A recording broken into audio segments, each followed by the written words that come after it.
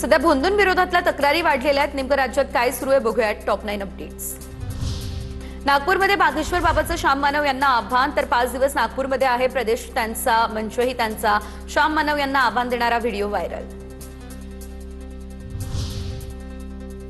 श्याम मानव यांचा धीरेंद्र शास्त्रींना प्रत्याह्वान, एका रूममध्ये ठेवलेल्या 90% जरी वस्तू ओळखल्या तर आम्ही अंधश्रद्धा निर्मूलन समिती थेट बंद करू। श्याम मानव यांची प्रतिक्रिया।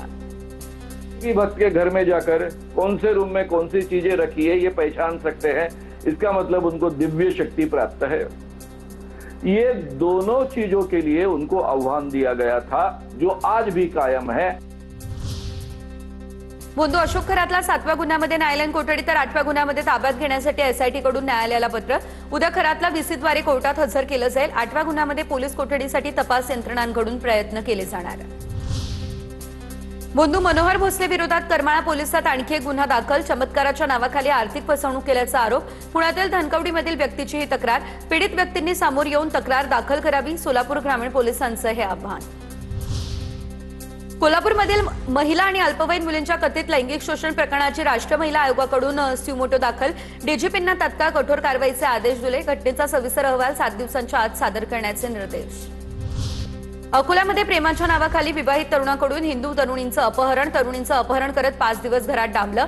कदान पोलिसांकडून तरुणीची सुटका। लव्ह जिहादचा प्रकार असल्याचा हिंदुत्वादी संघटनांचा आरोप। आरोपी जमीर काझी पोलिसांच्या ताब्यात। पुढे टॉप 9 राजकीय अपडेट्स।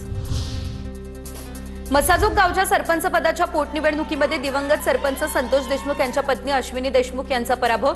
स्वरूपानंद देशमुख 92 मतांनी विजयी। संतोष देशमुख कुटुंबियांना न्याय मिळवून देण्यासाठी लढा देणार, त्यामध्ये मागे हटणार नाही। स्वाभिमानी मतदारांनी मला विजयी केलं, स्वरूपानंद देशमुख यांची ही प्रतिक्रिया।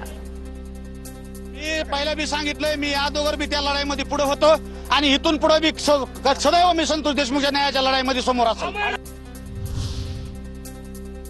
कोल्हापूरमधील गोकुळ दूध संघावर प्रशासक येणार। मुख्यमंत्री देवेंद्र फडणवीसांनी दिले स्पष्ट संकेत।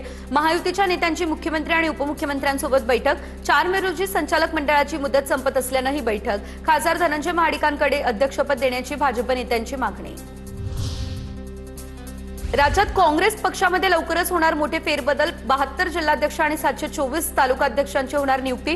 काँग्रेस मुख्यालयामध्ये झालेल्या बैठकीत हा निर्णय। जवळपास 95% नवीन चेहऱ्यांना मिळणार संधी।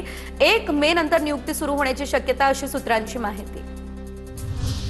काँग्रेस आमदार विश्वजित कदम यांनी देवगिरी बंगल्यावरती उपमुख्यमंत्री सुनेत्रा पवार यांची भेट घेतली। भेट खासगी कारणासाठी झाल्याची सूत्रांची माहिती।